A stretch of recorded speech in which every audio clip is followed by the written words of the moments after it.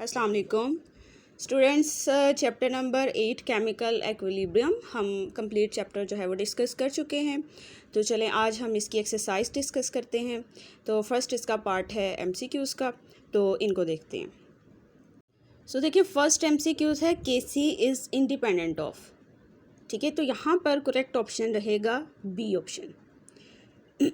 यानी कि जो केसी है वो प्रेशर पर डिपेंड नहीं करता, टेम्परेचर पे डिपेंड करता है, कंसंट्रेशन पे वो डिपेंड करता है, बट प्रेशर पर नहीं। ठीक है, तो इस वजह से यहाँ पर जो है वो करेक्ट ऑप्शन जो है वो बी रहेगा। ठीक है, तो सेकंड एमसीक्यूज देखें। For which of the following reactions Kc has no units of concentration. ठीक है, तो आपने हमेशा याद रखना है कि केसी का यूनिट वहाँ पर नहीं होता जहाँ पर नंबर ऑफ़ मोल्स इक्वल हों, यानी कि रिएक्टेंट और प्रोडक्ट दोनों के नंबर ऑफ़ मोल्स सेम हों। ठीक है, तो फर्स्ट ऑप्शन देखें आप, तो वहाँ पर रिएक्टेंट वाली साइड पर 2 मोल्स हैं, प्रोडक्ट वाली साइड पर 1 मोल है। ठीक है, तो ये ऑप्शन तो करेक्ट नहीं हो सकता। ठीक है, इसी तरह अगर आप इसका सी ऑप्शन देखें तो वहाँ पर भी नंबर ऑफ़ मोल्स जो हैं वो रिएक्टेंट और प्रोडक्ट के सेम नहीं हैं, और इसी तरह डी ऑप्शन में भी सेम नहीं है।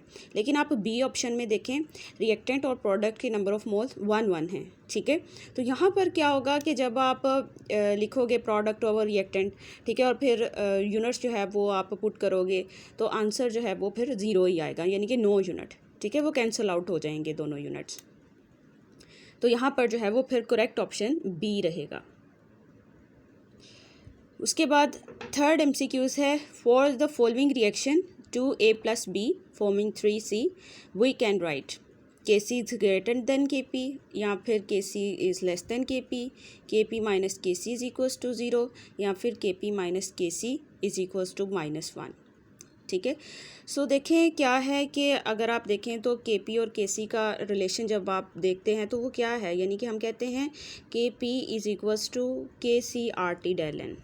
ये आपके पास जो है वो इनका आपस का रिलेशन जब हम लिखते हैं तो इस तरह होता है डेल n।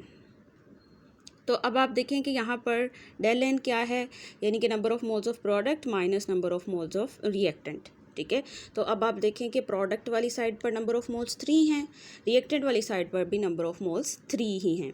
ठीक है, तो 3 - 3 आंसर 0 आएगा। ठीक है, तो something to the power 0 is equals to 1, यानी कि यहाँ पर क्या होगा कि Kp is equals to Kc, ये आपके पास आएगा। या फिर हम इस तरह कह सकते हैं Kp minus Kc is equals to 0। ठीक है, इस तरह लिख सकते हैं। ठीक है ना, तो यहाँ पर फिर करेक्ट ऑप्शन जो है ऑप्शन सी रहेगा, यानी कि Kp minus Kc is equals to 0। इसी तरह चलें फोर्थ एमसीक्यूज़ देखते हैं। फोर्थ एमसीक्यूज़ आपके पास है, what is the effect of addition of catalyst on an equilibrium mixture. ठीक है, सो क्या होता है कि कैटलिस्ट जो है वो इक्विलिब्रियम पोजीशन को डिस्टर्ब नहीं करता, केसी को डिस्टर्ब नहीं करता। इसका काम सिर्फ क्या होता है, रिएक्शन की स्पीड को बढ़ाना। ठीक है, इसने क्या करना है कि एक्टिवेशन एनर्जी को कम करना है ताकि इजीली रिएक्टेंट जो है वो प्रोडक्ट में चेंज हो सकेंगे, ये के लिए कि रिएक्शन की स्पीड जो है वो बढ़ सके। ठीक है, तो यहाँ पर करेक्ट ऑप्शन रहेगा इट हैज़ नो इफ़ेक्ट।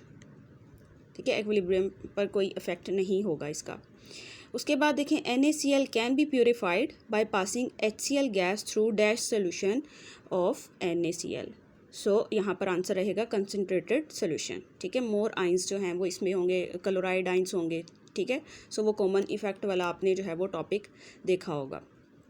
तो यहाँ पर बी ऑप्शन जो है वो करेक्ट रहेगा। अगर आपने वो टॉपिक नहीं पढ़ा तो उसको ज़रूर जाकर देखें। उसके बाद देखिए Kc is equals to Kp when del n is equals to 0। ठीक है, तो ये देखें अभी हम फाइंड करके आए थे कि अगर आपके पास डेल n 0 है, इस एक्सप्रेशन में हमने देखा था कि अगर डेल n की वैल्यू जो है वो 0 है तब आपके पास Kp is equals to Kc होता है। ठीक है, तो यहाँ पर आंसर रहेगा 0, ए ऑप्शन करेक्ट रहेगा। उसके बाद देखिए, कंसीडर द फॉलोइंग रिएक्शन। तो सल्फ़र डाइऑक्साइड ऑक्सीजन के साथ रिएक्ट कर रहा है, इससे जो है वो सल्फ़र ट्राइऑक्साइड बन रही है, और ये रिएक्शन जो है वो एक्सोथर्मिक रिएक्शन है। सेम रिएक्शन हमने पढ़ा था जब हम इंडस्ट्रियल एप्लीकेशंस जो हैं वो डिस्कस कर रहे थे ली चैटलियर्स प्रिंसिपल की। ठीक है। तो यहाँ पर क्वेश्चन क्या है, yield of sulphur trioxide can be increased by. क्या हुआ है कि हमें सल्फ़र ट्राईऑक्साइड की यील्ड बढ़ानी है, तो उसके लिए हमें क्या करना पड़ेगा। तो सबसे पहले देखें इंक्रीज़ प्रेशर। तो ठीक है, अगर हम प्रेशर इंक्रीज़ कर देते हैं तो फिर क्या होगा कि वॉल्यूम डिक्रीज़ करना पड़ेगा सिस्टम को। तो वॉल्यूम डिक्रीज़ कब होगा, जब नंबर ऑफ़ मॉलिक्यूल्स कम होंगे। ठीक है, तो आप देखें कि रिएक्शन जो है वो फिर फॉरवर्ड डायरेक्शन में मूव करेगा, क्योंकि फॉरवर्ड डायरेक्शन में नंबर ऑफ़ मोल्स कम हैं। ठीक है ना, नंबर ऑफ़ मोल्स कम होंगे तो वॉल्यूम कम होगा, तो फिर जो प्रेशर का इफ़ेक्ट है सिस्टम उसको रिड्यूस करेगा। ठीक है, इस तरह जो है वो रिड्यूस होगा। तो ए ऑप्शन जो है वो करेक्ट है। उसके बाद देखें इंक्रीज़ टेम्परेचर। तो देखिए रिएक्शन जो है वो पहले ही एक्सोथर्मिक है। ठीक है, अगर आपने टेम्परेचर बढ़ा दिया है, रिएक्शन ने बैकवर्ड मूव कर जाना है। ठीक है, तो इस वजह से ये ऑप्शन तो करेक्ट नहीं हो सकता। उसके बाद एडिंग कैटलिस्ट। ठीक है, कैटलिस्ट जो है वो ऐड कर देंगे तो इससे क्या होगा, क्योंकि ये जो रिएक्शन है ना ये लो टेम्परेचर पर फेवर करता है। ठीक है, तो लो टेम्परेचर से क्या होता है, रिएक्शन स्पीड कम हो जाती है। उस रिएक्शन स्पीड को बढ़ाने के लिए हम कैटलिस्ट यूज़ करते हैं। तो ठीक है कि अगर आप कैटलिस्ट यूज़ करेंगे तो रेट ऑफ रिएक्शन बढ़ जाएगा। ठीक है, तो सी ऑप्शन भी यहाँ पर करेक्ट ही रहेगा, क्योंकि हम कंडीशंस भी देखते हैं ना, क्योंकि टेम्परेचर हमें कम करना है इस वजह से। उसके बाद देखिए इंक्रीजिंग कंसनट्रेशन ऑफ ऑक्सीजन। तो ये बात भी ठीक है कि अगर हम रिएक्टेंट की कंसनट्रेशन बढ़ा देते हैं तो रिएक्शन तब भी फॉरवर्ड डायरेक्शन में ही मूव करता है, यानी कि ऑक्सीजन की कंसनट्रेशन बढ़ाने से सल्फर ट्राईऑक्साइड बढ़ जाएगा। ठीक है, लेकिन वो भी एक लिमिट में रहकर बढ़ानी होती है। तो देखें यहाँ पर जो है वो ए ऑप्शन भी करेक्ट है, सी ऑप्शन भी करेक्ट है और डी ऑप्शन भी करेक्ट है। ठीक है, लेकिन हमें इन 4 ऑप्शंस में से एक चूज़ करना है। तो यहाँ पर फर्स्ट ऑप्शन देखें ए और बी। ठीक है, ये तो करेक्ट नहीं हो सकता क्योंकि हमें टेम्परेचर नहीं बढ़ाना। उसके बाद देखें ए, बी और सी। अगेन इसमें बी आ रहा है, बी ऑप्शन सूटेबल नहीं है इस रिएक्शन के लिए, तो ये ऑप्शन भी करेक्ट नहीं रहेगा। उसके बाद ए, बी, सी, डी, तो ये ऑप्शन भी करेक्ट नहीं माना जा सकता। ठीक है, तो लास्ट ऑप्शन देखें ए एंड डी। तो ये बात ठीक है कि अगर आप कंसंट्रेशन जो है वो इंक्रीज़ प्रेशर बढ़ा देते हैं और ऑक्सीजन की कंसंट्रेशन बढ़ा देते हैं तो रिएक्शन जो है वो डेफिनेटली फॉरवर्ड डायरेक्शन में मूव करेगा और सल्फ़र ट्राईऑक्साइड की यील्ड इस तरह बढ़ जाएगी। ठीक है, तो यहाँ पर हमारे पास करेक्ट ऑप्शन रहेगा फिर ऑप्शन डी। ठीक है, यानी ए और डी दोनों ऑप्शन करेक्ट हैं।